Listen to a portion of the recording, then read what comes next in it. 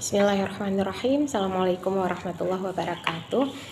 Sekarang kita akan membahas terkait dengan restoratif of justice.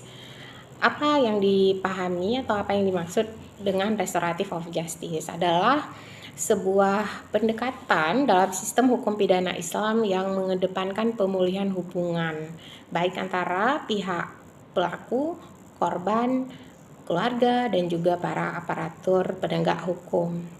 Biasanya kasus RG ini itu terjadi pada perkara-perkara ringan, taruhlah seperti ABH, anak bermasalah dengan hukum, kemudian KTP, kekerasan terhadap perempuan, dan juga TPPO, tindak pidana perdagangan manusia yang masih dalam skop ringan ya.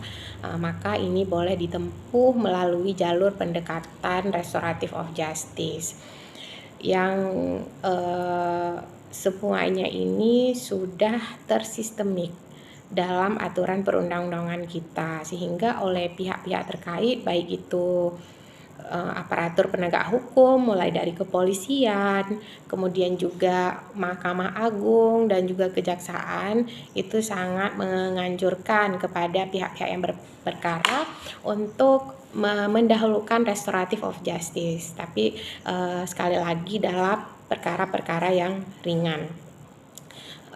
Maka kita juga melihat dari sisi perspektif hukum pidana Islam.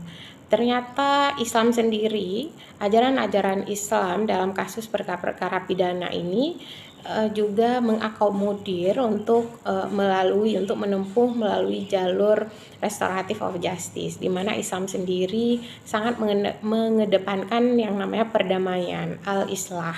Dan ini juga ditegaskan dalam Al-Quran sebagaimana terdapat dalam surat Al-Hujarat ayat 11, di mana Allah menegaskan jika dua orang yang berperang maka damaikanlah antara keduanya, dan juga diikuti dengan beberapa kaidah fikih yang bisa menjadi dasar penegasan menggunakan pendekatan restoratif of justice, seperti ad-darar yuzal, setiap kemudaratan itu harus dihilangkan.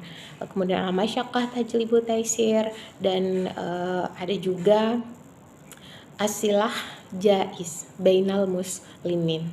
Nah, dari nilai-nilai yang terstruktur dalam Islam sendiri, maka tentu perdamaian adalah tombak dari akhir suatu kasus yang berperkara.